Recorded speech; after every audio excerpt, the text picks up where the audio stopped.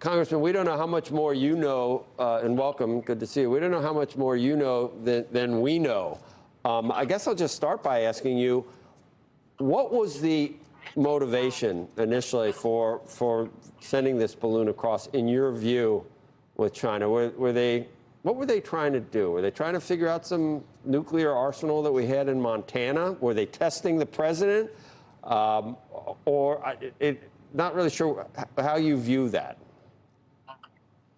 So it seems that they were engaged in espionage, spying. I mean, I don't think it's coincidental that the balloon is flying over Montana, where we have so many sensitive weapons, ICBMs flying over Idaho.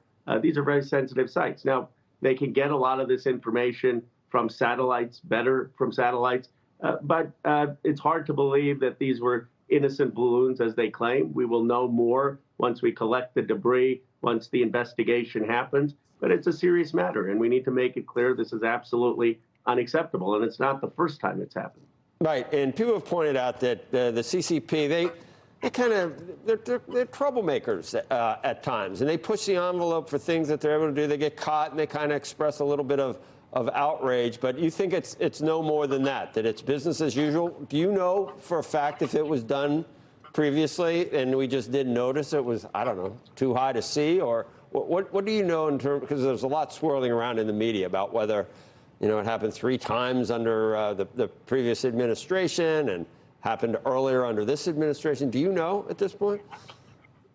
Joe, just based on the public reporting, it looks like it happened a number of times before, but the China committee is going to get a full briefing from the relevant administration officials so we can get the facts. The point is, though, that this is unnecessarily escalatory for China, and they have a lot to lose. I mean, we've got a $400 billion trade deficit with China. That means we have far more leverage. They need us to buy things from them. Their economy is far more dependent on us. For them to take these kind of escalatory measures is not in their self-interest. And we need to be very, very clear that this is unacceptable. Well, it seems like they never do things that aren't in their self-interest, which begs the question as to why would they do these things? And do you think that they thought it would go unnoticed? And it did go unnoticed for a while, and we didn't talk about it. Do you think that if it hadn't been reported in the media, do you think the Biden administration would have been content to let it go all the way across the continent and out the other side without saying anything? Do you think it was right to wait that long to shoot it down? It's hard to imagine that there wasn't some desolate area where it could have been done, where it would be easier to retrieve the remnants of it, because we may never get these out of, once it fell into the cold waters of the Atlantic. The president followed the military advisors. I mean, his instinct from the public reporting was shoot it down. He said that on Wednesday of last week. And the military, who I have great confidence in, said, let's wait till it won't hurt any American town, any American citizen. Unlike other countries, we value the dignity and life of every American citizen and every person living in this country. And I think they were prudent, and they did it over the water where the debris was collected. I think the signal to China is we will shoot it down at our own choosing whenever we want. But don't underestimate us, and we're going to listen to the military, and they would draw the exact wrong lesson if they thought this was some kind of weakness. Yeah. I do think this was different than previous balloons. I mean, we can't have a balloon traverse the entire continental United States without having consequences. Ro, do you think is it a Casablanca incident? We're shocked that they're spying on us. I mean, don't we have an extensive operations to try to find out what's happening in China and what they're doing and the islands that they're building? And I mean, countries do this, don't they? Should there be a response from us regarding TikTok or regarding doing business in China and whether we allow companies to do that? Well, sure, Joe. Look, we understand through our satellites we have information about China. It would be irresponsible for us not to protect American national security. And they have satellites that they have imaged probably every corner, every inch of the United States. But that's very different than having a balloon traverse United States airspace and go across the entire continental United States. I mean, we don't know what was in this balloon or what could be in a future balloon. And that's why I think this incident is different. I do think it raises serious questions, again, about TikTok. I have raised them. Others have raised them. I believe there should be a forced sale to an American company. You can't just ban something that millions of young people are using. But the issues are very serious about who's collecting this data. Is it being used to manipulate information to many American young people? And there has to be action, reasonable action, that the Congress takes on that.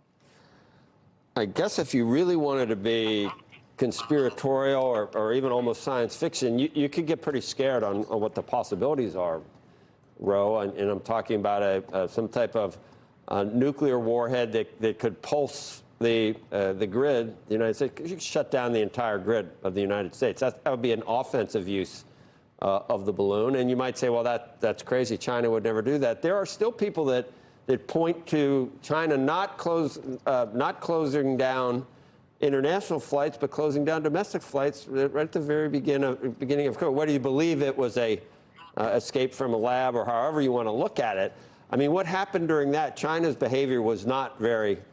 It could have made things a lot worse for the entire world in the way that COVID was spread. I mean, do you worry that they're looking at offensive uses down the road and testing something like that? Joe, it would be naive to underestimate them or to think that they just have good intentions. Look at what's happening in the Taiwan Strait. They've crossed the median line there in violation of international law. They've launched missiles over Taiwanese airspace, testing missiles, but they've crossed airspace. So they have taken, under Xi Jinping, aggressive action. And the United States has to be prepared for that with tough action and consequences if they act. But we also need to engage, just like President Reagan engaged with the Soviet Union. I mean, we don't want, it would be catastrophic, Joe, for there to be a war between China and the United States, let alone something that escalates into a nuclear conflict. And that's why I think we have to do what we've always done as Americans, be tough, make it clear that there are going to be consequences, but engage in diplomacy. In some ways, what we did with the Soviets in the Cold War. Right, and then in the back of everyone's mind is Taiwan and what this means in relation to the future plans for that island as well. It's dangerous times in an uncertain future, Congressman. I was out in your neck of the woods. I'm sorry, but I didn't get to talk to you about the 49ers. Sorry about that. I was born in Philadelphia. It was a tough one for me, but I was, of course, rooting for the 49ers. A lot of rain. Who's your team, Joe? There can be quite a bit. The weather out there gets a little iffy at times up in Northern California. It's been a tough few weeks for us. You for the Eagles or the Chiefs? After, well, my daughter went to Penn, and after, I don't know, the NFL seemed to really want the Kansas City Chiefs to be in there. So I'm hoping for the Eagles. You're complaining about the refs, too? Did you watch that? I watched it. You thought that was normal? You think people always get two-thirds? You think two-third downs is normal? And then you stop the second one and then call the defensive hold at the end? You don't call that illegal block as a guy gets... 50-yard penalty, the guy was out of... There were like 6 or 7. That was the worst thing I've ever seen. The NFL, I mean, I don't know. Was out of bounds, Joe. You know that. You know that. Hey, I'm from Colorado. We won a national title with getting 5 downs on one of those plays. It was years ago. Anyway, thanks, Congressman. We'll see. I don't know what went on. I'm going to talk to Goodell. Something didn't smell right.